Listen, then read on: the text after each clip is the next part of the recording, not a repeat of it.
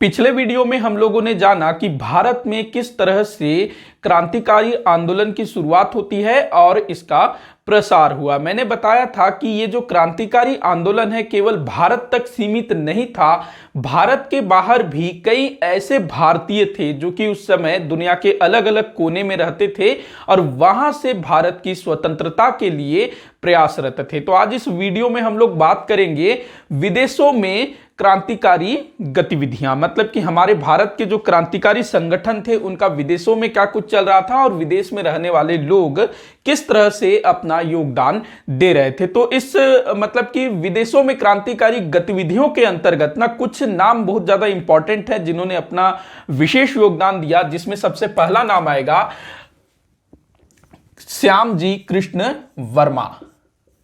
श्याम जी कृष्ण वर्मा ये एक अप्रवासी भारतीय थे, मतलब कि एनआरआई थे। और कहां रहते थे ये? इंग्लैंड में रहते थे, लंदन में रहते थे। लंदन में रहते हुए इन्होंने ना एक संगठन स्थापित किया था, एक संस्था स्थापित किया था, Indian home rule society. Indian home rule society. इसी को हिंदी में क्या बोला जाएगा? तो भारत स्वशासन समिति। क्या बोलेंगे इसको हिंदी में? भारत स्वशासन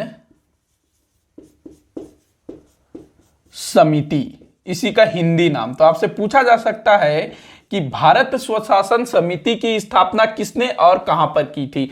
तो श्याम जी कृष्ण वर्मा, जो कि लंदन में रहने वाले एक अप्रवासी भारतीय थे, उन्होंने इंडियन होम रूल सोसाइटी, जिसको हिंदी में बोलेंगे भारत स्वशासन समिति, इसकी स्थापना की। कब की भाई इसकी स्थापना? तो सन 1905 में इसकी स्थापना की थी। कब? 1905 में, जिस समय हमारे भारत में स्वदेशी आंदोलन चल रहा था। अब इसी इंडियन होम रूल सोसाइटी या फिर भारत स्वशासन समिति, ये जो नाम है इंडिया हाउस के रूप में विख्यात हुआ। और जो लंदन में श्याम जी कृष्ण वर्मा का जो घर था ना, उनका जो निवास स्थल था, वो इंडिया हाउस के रूप में विख्यात हो गया, इंडिया हाउस। तो आपसे पूछा जा सकता है इंडिया हाउस के संस्थापक कौन थे? तो भाई यही थे श्याम जी कृष्ण वर्मा। लंदन में स्थापित हुआ था 1905 में। तो लगभग इन तीनों चीजों का एक ही मतलब है, मतलब कि इंडियन होम रूल सोसाइटी, ये इसका मूल नाम था, हिंदी में भारत स्वशासन समिति, और किस नाम से प्रसिद्ध हुआ? तो इंडिया हाउस के नाम से ये प्रसिद्ध हुआ। अब देखिएगा, ये जो इंडिया हाउस था ना, ये एक पत्रिका भी निकालता था इस संस्था के द्वारा, इंडियन सोशलिस्ट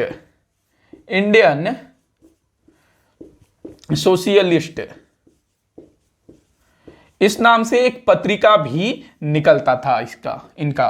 तो ये पत्रिका था इंडिया हाउस की तरफ से निकलने वाला। अब देखिएगा, ये जो इंडिया हाउस था ना, जो भी भारतीय छात्र उस समय इंग्लैंड जाते थे पढ़ने के लिए, अगर मान लो किसी का कोई व्यवस्था नहीं हो पाया, तो वैसे में वो लोग जो है इस इंडिया हाउस की शरण में आते थे। तो यहां उनके रहने खाने सब कुछ की व्यवस्था की जाती थी, अगर किसी के पास कोई व्यवस्था नहीं होता था। इसके अलावा जो छात्र क्रांतिकारी गतिविधि, मतलब कि थोड़े से राष्ट्रवादी टाइप के छात्र होते थे, तो वो सब जो है इंडिया हाउस में जमावड़ा लगा के बैठा करते थे। मतलब कि एक तरह से लंदन में, ब्रिटेन में जो इंडिया हाउस है, ये क्रांतिकारियों के गतिविधियों का केंद्र था। हालांकि वहां पर जो है भारत के जैसा कोई बहुत बड़ा घटना तो नहीं हुआ, लेकिन फिर भी बहुत कुछ हुआ।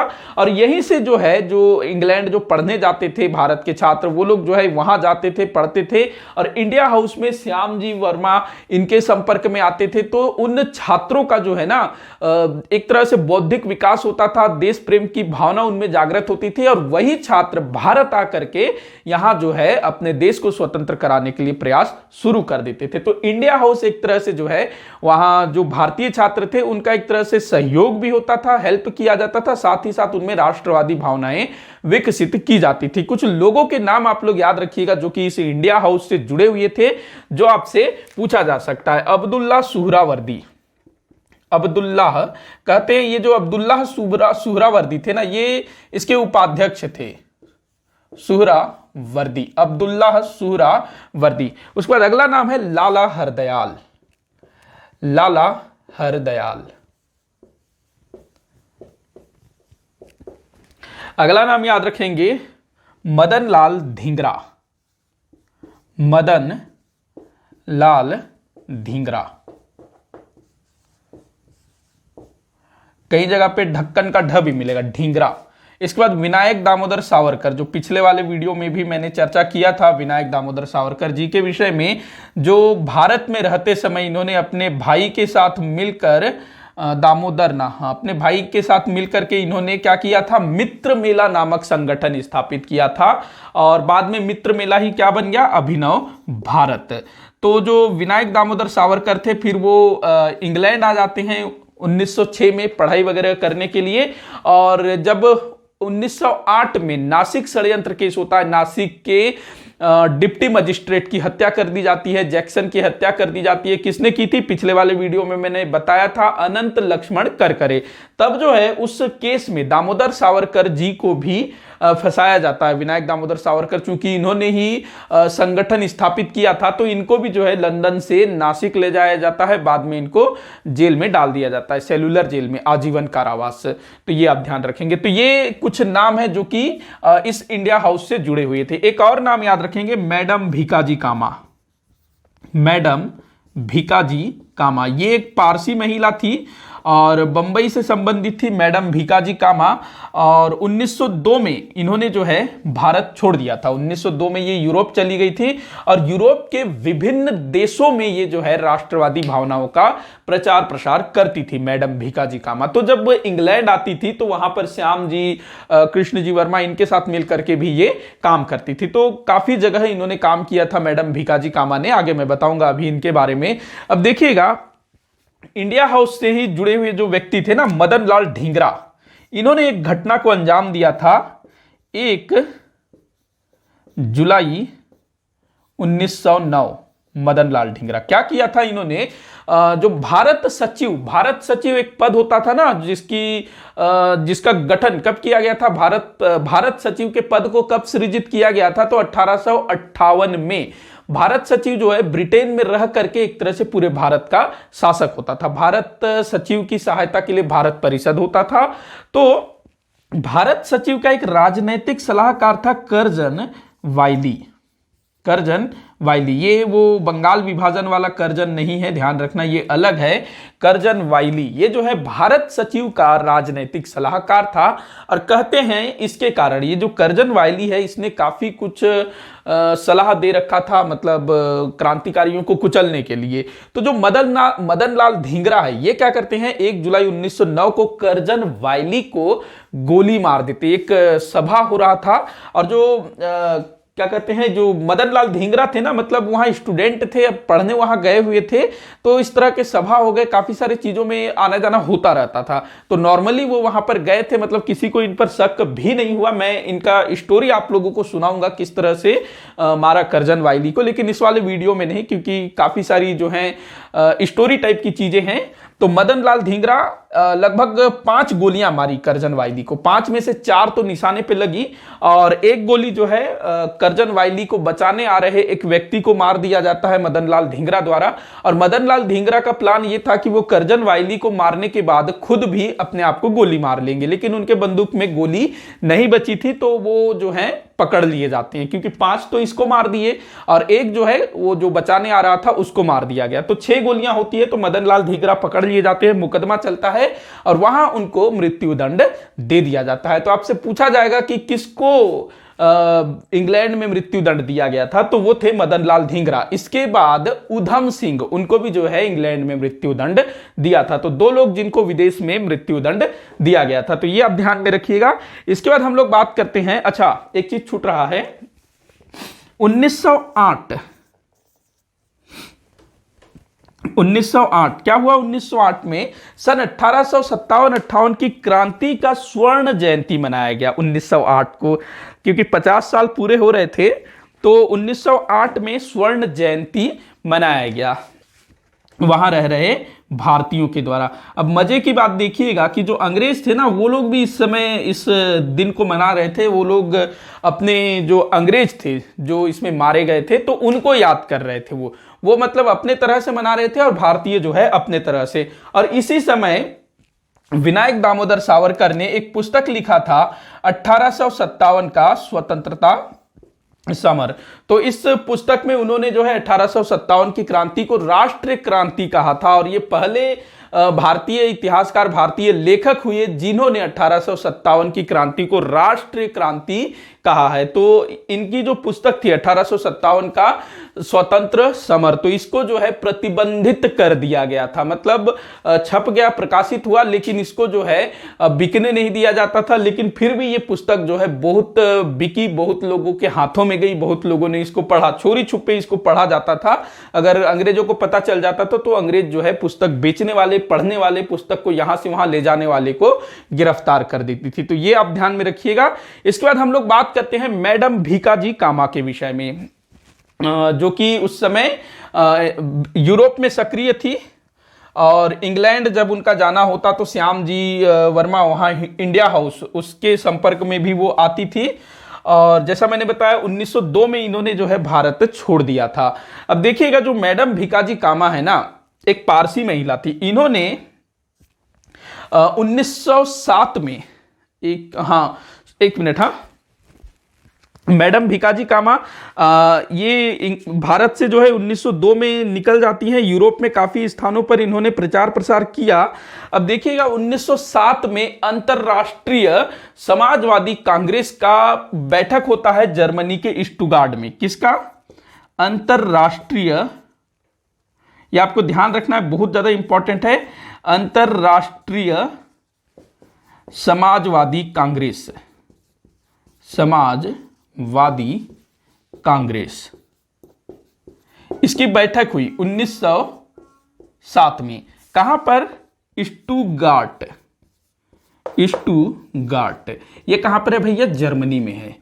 तो यहां पर यह बैठक होती है अंतरराष्ट्रीय समाजवादी कांग्रेस की सन 1907 में, और यहां पर जो है पूरी दुनिया के जो समाजवादी नेता थे वो यहां पर उपस्थित थे, जो क्रांतिकारी टाइप के। तो हमारे भारत की तरफ से भारत का प्रतिनिधित्व किसने किया था? तो मैडम भीकाजी कामा ने यहां पर भारत का नेतृत्व किया था, भारत का प्रतिनिधित्व किया था स्टुटगार्ट में, जो कि जर्मनी में है। और यहां पर ना जितने भी देश के नेता उपस्थित थे उन्होंने अपने अपने देश का प्रतिनिधित्व करते हुए अपने अपने राष्ट्र का ध्वजारोहण किया था। तो मैडम भीकाजी कामा ने, जो कि भारत का प्रतिनिधित्व कर रही थी, तो वो विदेश की धरती पर भारत की तरफ से भारत का झंडा फहराती हैं। तो ये अपने आप में बहुत बड़ी बात है, ये आप ध्यान रखना है।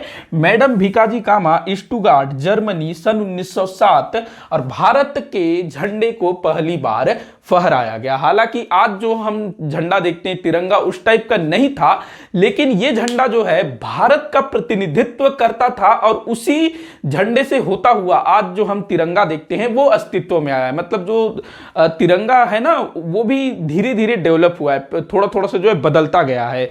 तो उसी का ये रूप है आज जो हम झंडा देखते हैं। तो मैडम भीकाजी कामा, काफी बार ये पूछा गया है, तो ये चीज आप लोग ध्यान में रखिएगा, काफी इंपॉर्टेंट हो सकता है। इसके बाद हम लोग बात करते हैं गदर पार्टी के विषय में। गदर पार्टी जो कि 1913 में लाला हरदयाल द्वारा स्थापित किया गया था। गदर पार्टी, यहां पर लाला हरदयाल का नाम मैंने कहीं लिखा था ना, अच्छा ये रहा लाला हरदयाल। तो जो कि अपने कहां से ये मतलब लंदन में ये इंडिया हाउस से संबंधित थे, फिर ये अमेरिका चले जाते हैं, और वहां पर जो है 1913 में गदर पार्टी स्थापित कर लेते हैं। कहां? गदर पार्टी स्थापित कर लेते हैं 1913 में। काफी बार पूछा गया है गदर पार्टी की स्थापना कब हुई, तो 1913 में इसकी स्थापना हुई लाला हरदयाल द्वारा।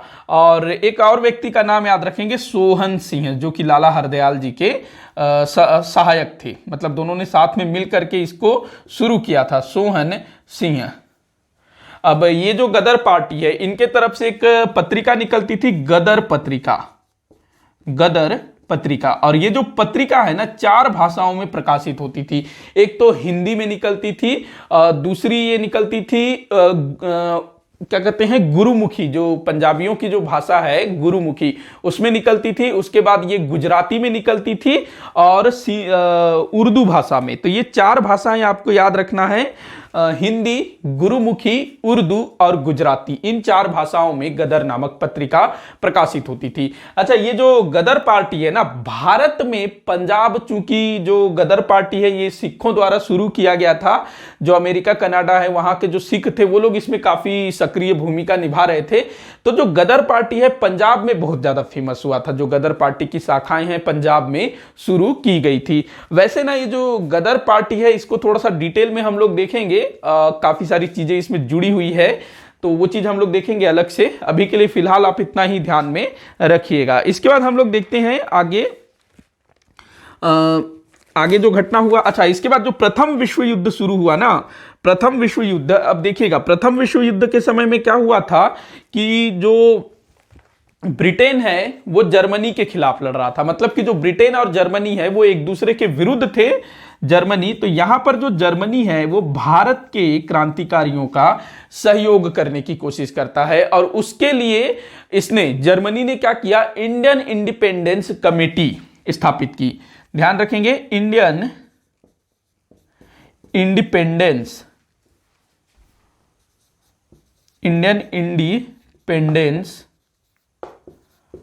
कमेटी किसने स्थापित की?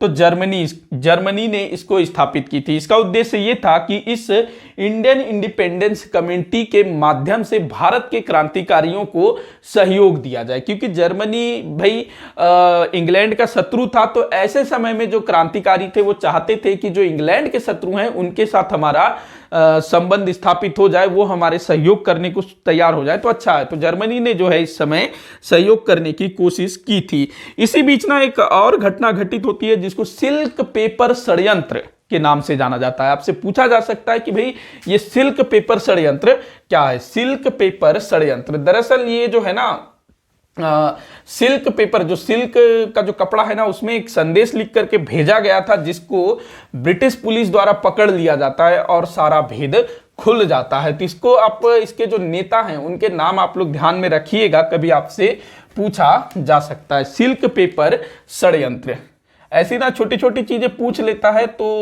बनता नहीं है, छोड़ देते हैं, तो आपको ध्यान में रखना है। सिल्क पेपर षड्यंत्र, देखिएगा इसमें कौन शामिल था सिल्क पेपर षड्यंत्र में? तो 2 लोगों का नाम आपको याद रखना है, मौलवी उबैदुल्लाह सिंधी। मौलवी उबैदुल्लाह सिंधी, मौलवी उबैदुल्लाह सिंधी। तो इन्होंने जो है कुछ गुप्त संदेश सिल्क पेपर में लिख करके भेजा था। किसको भेजा था? तो जिसको भेजा था उसका नाम आप लोग याद रखिएगा, महमूद हसन।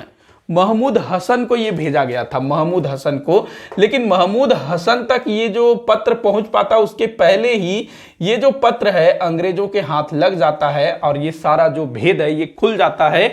इसी को बोला जाता है सिल्क पेपर षड्यंत्र। इसके बारे में भी मैं आप लोगों को ना, इसकी जो पूरी कहानी है वो आप लोगों को बताऊंगा, बस अभी आपको इतना ही ध्यान में रखना है। देखिएगा ये जो चीजें हैं ना जो इस समय घटित हुई थी, काफी मतलब रोचक कहानियों के समान है। मतलब आपको लगेगा कि ये कहानी है, लेकिन हकीकत में ये तमाम घटनाएं घटित हुई थी। तो हर एक घटना को ना मैं कहानी के रूप में आप लोगों को जरूर सुनाऊंगा, लेकिन अभी आपके एग्जाम के हिसाब से जितना जरूरी है आप उतना जान लीजिएगा।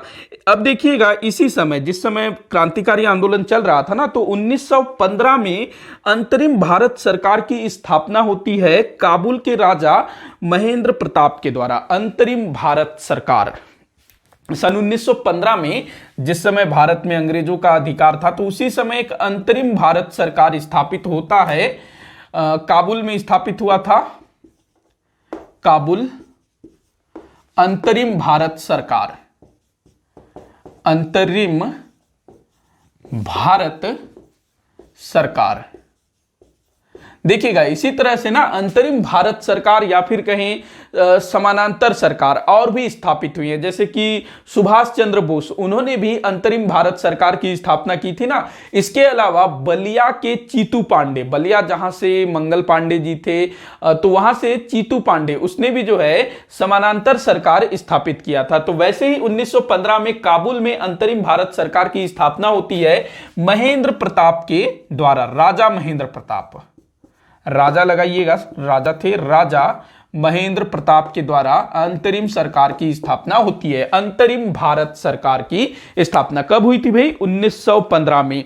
और इस अंतरिम भारत सरकार को गठित करने में जर्मनी ने विशेष सहयोग किया था। किसने? जर्मनी। देखो ये जो समय है ना, इस समय विश्व युद्ध चल रहा था, तो जो जर्मनी, जो कि अंग्रेजों का पक्का वाला शत्रु था, तो वो जो है भारत का काफी सहयोग कर रहा था। हालांकि उसमें उसका खुद का भी हित था। तो अब जो है जर्मनी ने हेल्प किया और अंतरिम भारत सरकार स्थापित हुआ।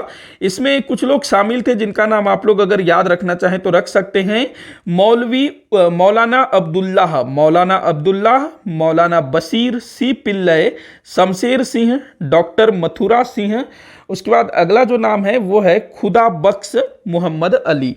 तो ये जो है इस अंतरिम भारत सरकार से जुड़े हुए थे। तो ये तमाम घटनाएं विदेश में घटित हुई थी। एक और घटना घटित हुई थी, वो है उधम सिंह, सरदार उधम सिंह। मैं यही बता देता हूं, सरदार उधम सिंह इन्होंने क्या किया था? तो देखिएगा, जालियांवाला बाग हत्याकांड होता है 13 अप्रैल 1919 को, जिसमें अमृतसर का जालियांवाला बाग में काफी सारे लोगों को अंग्रेजों द्वारा मार दिया जाता है। और यहां पर जो है माइकल ओडायर, जो कि उस समय पंजाब का गवर्नर था, तो उसके ऊपर यह आरोप लगाया जाता है कि उसी के इशारे में ये सब कुछ हुआ था। भाई गवर्नर था तो उसी के इशारे पर ही तो सब कुछ हुआ होगा। लेकिन वो जो है उसको कुछ नहीं होता है, बल्कि उसको उल्टा जो है पुरस्कार दिया जाता है ब्रिटिश सरकार के द्वारा। तो जो उधम सिंह हैं वो इस घटना से बहुत ज्यादा परेशान हो जाते हैं और प्रण ले लेते हैं कि मैं इस आदमी को जिंदा नहीं छोड़ूंगा। और अपने प्रण को पूरा करने के लिए वो 21 साल तक उचित अवसर का इंतजार करते हैं। और ये अवसर उनको मिलता है इंग्लैंड में। कहां? इंग्लैंड में सन 1940 में।